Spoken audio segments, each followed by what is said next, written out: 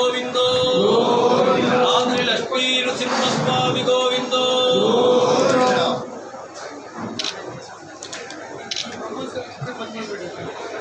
అది ఎప్పుడు ఉండేది బ్రహ్మోత్సవం రోజు ఉండవలసింది.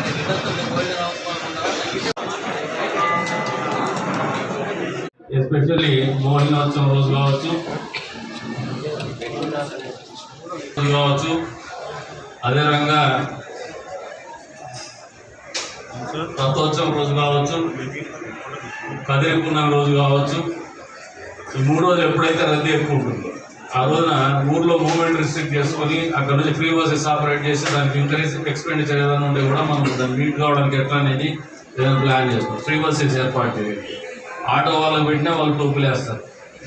ఫ్రీ బస్సెస్ పెట్టేసి బస్సు ఉచిత బస్సును పెట్టేసి దాన్ని బోర్డు పెట్టించారు. బయట నుంచి వాళ్ళు వచ్చారు, రావడానికి పెట్టడం. టాయిలెట్స్ కూడా మీరు అక్కడ పార్కింగ్ చేసే చోటే అక్కడే పెట్టేసింది మొబైల్ టాయిలెట్స్. అక్కడ మీకు ఏదైనా ఈ ఏరియాలో ఎక్స్పెండిచర్ పార్ట్ ఏదైనా మీకు మీట్ కాలేకపోతే మా దృష్టికి తీసుకోండి. అంతేగాని డోంట్ కాంప్రమైజ్. దీంట్లో ఎక్కడ కూడా కాంప్రమైజ్ అవ్వద్దు. అదేవిధంగా ఇందాక పెద్ద సుబ్రాజ్ గుప్తా గారు చెప్పినారు, తాగునీళ్ళు కానీ మద్యం ప్యాకెట్ కానీ ఇటువంటి కార్యక్రమాలు ఏమంటే కూడా ఎక్కడ కూడా కాంప్రమైజ్ అవుతుంది. 3వది ఏముందంటే విజిలెంట్గా ఉండాలి. సర్విలెన్స్ పోలీసు మీద నాకైతే నమ్మకం ఉంది. పట్టణంలో శాంతి భద్రతలు బాగున్నాయి. కాకపోతే ఇంకా కొద్ది వరకు గంజాయి వాళ్ళ బ్యాచ్ని కొద్దిగా ఇంకొంచెం సీరియస్గా తీసుకోగలిగితే పనిచేస్తున్నారు.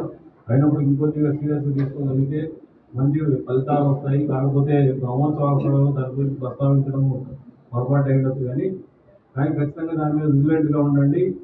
పిల్లలు ఎక్కువగా ఈ కార్యక్రమాల్లో పాల్గొనాలని చెప్పేసి యువత కూడా పిలుపునిస్తాను. నియోజకవర్గ వ్యాప్తంగా ఉన్నటువంటి యువత కూడా. ఎందుకంటే ఇది కేవలం ప్రభుత్వం కింద చూడొద్దండి. ఇది మన గ్రామోత్సవం. ఇది కులం లేదు, మతం లేదు, మనందరికి సంబంధించింది. ప్రతి ఒక్కరికి బాధ్యత ఉండేటువంటి కార్యక్రమం కాబట్టి ఇది కదిరి గ్రామోత్సవం కింద చూడమని చెప్పేసి కూడా యువతకు చదువుకున్నటువంటి పిల్లలు కూడా మీరు పక్క ఊర్లో ఉన్నా కూడా ఈ గ్రామోత్సవంలో భాగస్వాములు కండి. తద్వారా మన ప్రాంతంలో ఉన్నటువంటి కట్టుబాట్లు కావచ్చు, మనకు ఉన్నటువంటి ఆచార సాంప్రదాయాలు కావచ్చు, మన దగ్గర ఉన్నటువంటి ప్రేమానురాగాలు కావచ్చు మరింత పెంపొందించుకునే దిశగానే మనం అడుగులేద్దామని చెప్పేసి కూడా పిలుపునిస్తాము. అంతే స్థాయిలో ఇకపోతే ఫైర్ డిపార్ట్మెంట్ వాళ్ళు వీళ్ళందరినీ మీరు కోఆర్డినేట్ చేసుకుంటారు. దానికి ఇబ్బంది లేదు. స్వాముల్ని మొదటిగా 3 భాగాల్లో మీరు బాగా పెట్టుకోవాలా. స్వాములు ప్రశాంతంగా ఉండాలా. 2వది మూకులు వేసేవాళ్ళు, తెగులు వేసేవాళ్ళు ప్రశాంతంగా ఉండాలా. ఈ ఏరియాలో కొద్దిగా జాగ్రత్తగా వాళ్ళని ప్యాంపర్ చేసి చూసుకోండి. ఆయన చెప్పినట్టు ఇందాక వాళ్ళ ఊర్లో పోయేసి ఏదైనా పలకరి వీధిలో ఉన్నటువంటి కార్యక్రమాలు ఇందాక ఏమంటే పూర్వ ప్రజలకు కూడా ఒక క్షమాపణ చేస్తాను. ఎందుకంటే మొదటి బ్రహ్మోత్సవం మాకు ఒక సంకల్పం ఉంది, ఒక సత్సంకల్పం. మన తిరువీధులు వెడల్పు కావాలా, మన ప్రాంతంలో బ్రహ్మోత్సవాలనేది అద్భుతంగా జరగాల. ఇంతవరకు కనీవిని ఎరగని రీతిలో మా భాగస్వామ్యంతో ఉంటే మా జన్మ ధన్యమైందని ఆలోచనతోనే చేయాలనే ఒక పట్టుదలతో ఒక సంకల్పంతో మేము ఉన్నాడు. కష్టాలు తెలుసు, నష్టాలు తెలుసు. ఇందాక ఆయన చెప్పకుండా నేను చెప్పిన ఆయన పడే కష్టాలు ఎప్పుడు కూడా కళ్యాణం వచ్చినప్పుడు మోచేతో చూసుకుంటా అంటారు పాపం. నేను పోయేదారుడని ఆయన బాధ.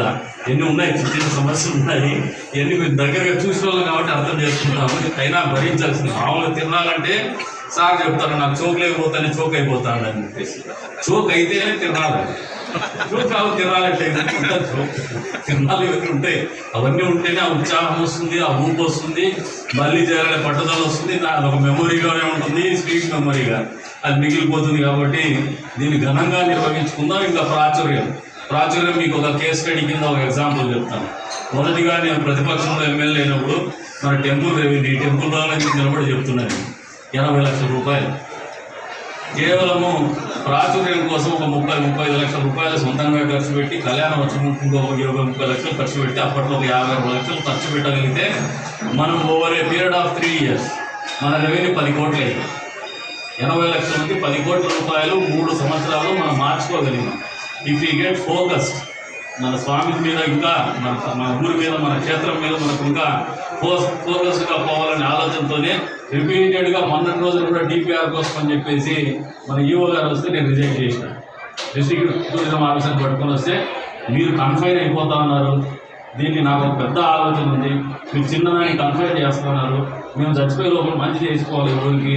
ఈ ఊళ్ళో అద్భుతం అనేది ఆవిష్కరింపబడాలా, ఈ ఊళ్ళో ఆదాయ వనరులు పెరగల్లా, తలసరి ఆదాయం పెరగాలనే ఆలోచనతోనే ముందుకు పోతానని చెప్పేసి ఆయన నాకు పెట్టడం జరిగింది. వచ్చే సంవత్సరానికి ఒక రూపకల్పన అయితే మీకైతే కళ్ళ ముందర మాటలు ఎన్ని చెప్పిన మామూలు రాజకీయ నాయకులు చెప్తా ఉంటారు, నేను ఇన్ని 100 కోట్లు తెచ్చినా అన్ని 100 కోట్లు తెచ్చినా. We don't go by figures, we go by hearts, we go by feelings, we go by visuals.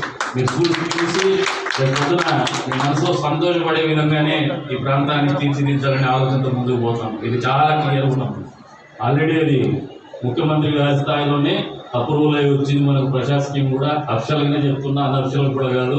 కాకపోతే I wanted to do it in a magnanimous, పెద్ద స్థాయిలో చేయాలనే ఆలోచనతో ఉన్నాం.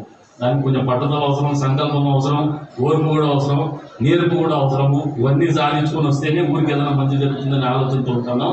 అందులో భాగంగానే ఏదైతే ఈ రోజున పుష్కరిణి ఉందో, స్వామివారి పుష్కరిణి, నేను గడిచిన 8 నెలలుగా నేను టచ్ చేయలేదు. బహుశా కొంతమంది రాజకీయ ఆలోచనతో చేసేటువంటి ఆలోచన విధానం ఉంది. ఆయన అదే పనిగా పుష్కరిణి నేను ఏమి ఎప్పుడు అడ్డుకోవాలి, వాళ్ళకి ఫ్రీ హ్యాండ్ చేసినాను. నేను దాన్ని ముట్టుకోను, నాకు నచ్చలేదు, మీరు చేసినటువంటి విధానం నచ్చలేదు, మీరు ఈసారి గానీ చేసేయండి. భవిష్యత్తులో పూర్తి స్థాయిలో స్వాములందరి ఆమోదం యోగ్యం మేరకు వాళ్ళు ఏదైతే మామూలుగా మీ ఆచార సాంప్రదాయాలు ఉంటాయి, ఆచార సాంప్రదాయాలు దాన్ని మామూలుగా వాస్తు ఇవన్నింటినీ పరిగణలోకి తీసుకొని వాళ్ళ సలహాల సూచనల మేరకే ముందుకి ఆ పుస్తకాన్ని కూడా నిర్మిస్తామని చెప్పేసి కూడా ఒక ఆలోచనతోనే మా వంతుగా మేము ఈసారి స్వామివారి చక్ర స్నానం కావచ్చు. ఇవన్నీ కూడా కొద్ది వరకు మన రోజు ఈవో గారు చెప్తున్నారు, ఆ కాంట్రాక్టర్ చెప్పేసి కొన్ని చేయమని ఆయన కూడా హ్యాండ్సప్ చెప్పేసి నేను పక్కన ఉండే ఆ ఎంపాక్మెంట్ ఏదైతే మట్టి ఉందో అది ఫిల్ చేసి ఇస్తాను. అదే విధంగా నేను ఆర్చి గీచి కూడా కట్ చేయదండి. వాట్ ఎవర్ ఇట్ ఈస్ స్వామి చేయించుకుంటాడు, ఆయన చేయించుకోగలిగిన స్థాయిలో చేయించుకుంటాడు. వచ్చే సంవత్సరానికి వచ్చే బ్రహ్మోత్సవాలు అద్భుతమైనటువంటి పుష్కరంలోనే స్వామివారి కార్యక్రమాలు కూడా జరుగుతాయని చెప్పేసి మీ అందరికీ కూడా తెలియజేసుకుంటూ మా ఆలోచనలు స్పష్టంగా ఉంటాయి. మీ వంతు సహాయ సహకారాలు మాకు కావాలి. ఇది ఒక ఎమ్మెల్యేలో లేదంటే ఒక మాజీ ఎమ్మెల్యేలో, ఒక ఈఓలో, ఒక ఆర్డీఓ గారిలో, ఒక పోలీస్ డిపార్ట్మెంట్లో కాదు.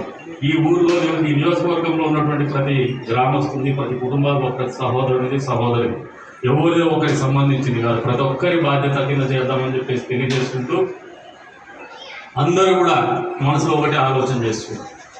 మనం ఇటువంటి కార్యక్రమాలు ఈ ప్రాంతానికి సంబంధించినటువంటి ఆచార వ్యవహారాల్లో మన అందరి భాగస్వామ్యం ఉన్నప్పుడే ఈ ప్రాంతము ప్రాముఖ్యత కానీ ప్రాధాన్యత కానీ ప్రజలకు కానీ ప్రపంచానికి కానీ తెలియజేసేటువంటి పరిస్థితులు ఉంటాయి.